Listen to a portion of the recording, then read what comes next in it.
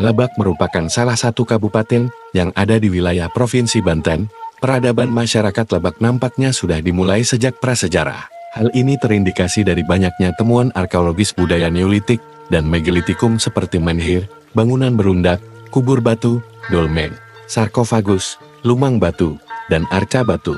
Keberadaan masyarakat Baduy dan masyarakat adat Kasepuhan seperti Citorek, Cisungsang, dan lainnya serta tinggalan budaya di beberapa wilayah Lebak telah banyak menarik minat peneliti lokal maupun asing. Para peneliti budaya yang tertarik meneliti budaya Lebak dan situs Lebak Cibeduk dari pihak asing diantaranya Hufvud pada tahun 1845, Jacobs pada tahun 1891, Reid pada tahun 1909 dan tahun 1912, Van Trich pada tahun 1929, dan Van der Hoop di tahun 1932. Mereka tertarik meneliti tinggal arkeologis dan adat istiadat masyarakat Lebak di masa lampau. Para peneliti lokal pun telah banyak mengerjakan penelitian mengenai masyarakat dan kebudayaan Lebak, khususnya Baduy dan Lebak Cibeduk. Para peneliti tersebut diantaranya Dana Sasmita dan Jati Sunda tahun 1986, Garna tahun 1987, Saringendianti tahun 1988, Halori tahun 1993, Sarwono DKK tahun 1988, Zakaria tahun 1995, dan Jatmiko tahun 1998. Beragam tinggalan budaya masa lalu ini menjadi sumber untuk memahami latar historis dan budaya masyarakat Lebak di masa lampau.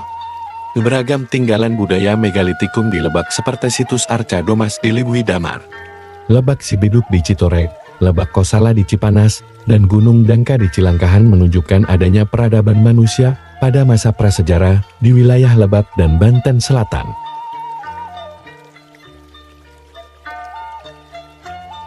Situs Lebak Kosala merupakan sebuah situs budaya berupa peninggalan zaman Megalitikum berupa punden berundak, beberapa menhir altar, arca dan beberapa temuan yang diidentifikasi sebagai tempat pemujaan arwah leluhur.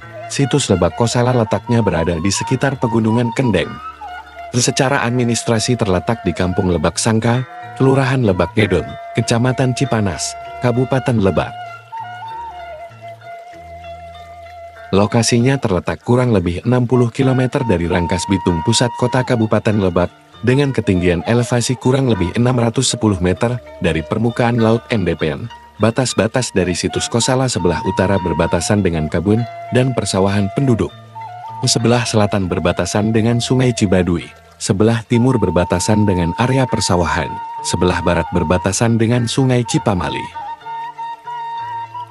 Situs Kosala diperkirakan memiliki luas lahan sekitar 4 jam.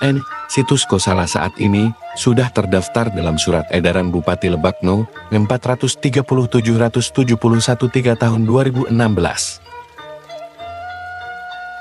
Situs ini terdiri dari 5 undakan dengan arah timur barat menghadapi puncak Gunung Kosala.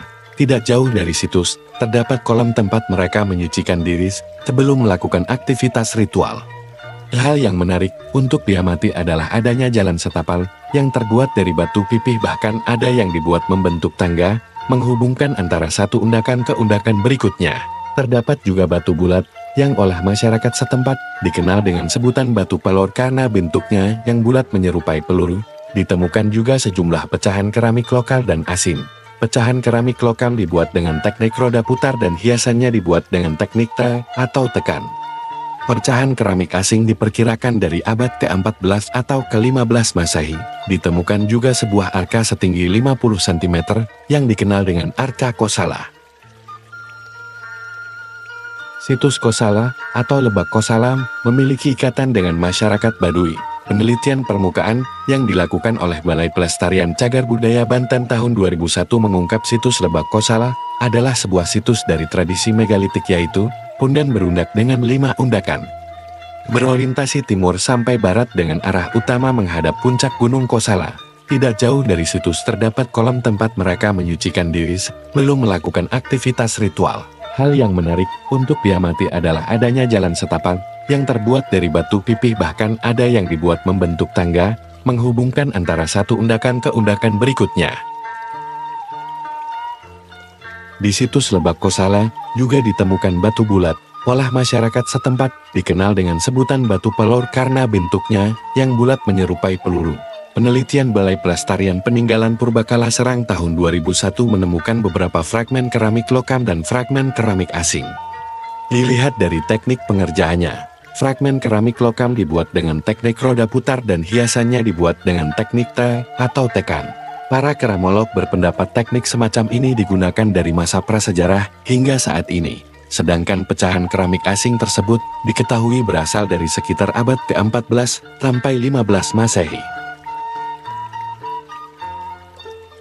Arca primitif setinggi 50 cm juga pernah ditemukan di situs Lebak Kosala yang dikenal dengan Arca Kosala. Arca batu ini seperti posisi orang duduk bersila dengan kedua tangan dilipat ke depan dan salah satu tangannya mencungkan ibu jari. Penelitian Rumbi Mulia terhadap Arca Kosala menyimpulkan bahwa Arca Kosala menyerupai arca perwujudan pada masa Hindu-Buddha akhir yang melambangkan penguatan atau mungkin menggambarkan arca leluhur menurut Mulia. Bahkan Agus Aris Munandar menafsirkan Arca Kosala sebagai arca Buddha yang lipatan tangannya seolah-olah menggambarkan mudra tertentu dari Sang Buddha menurut Haluan.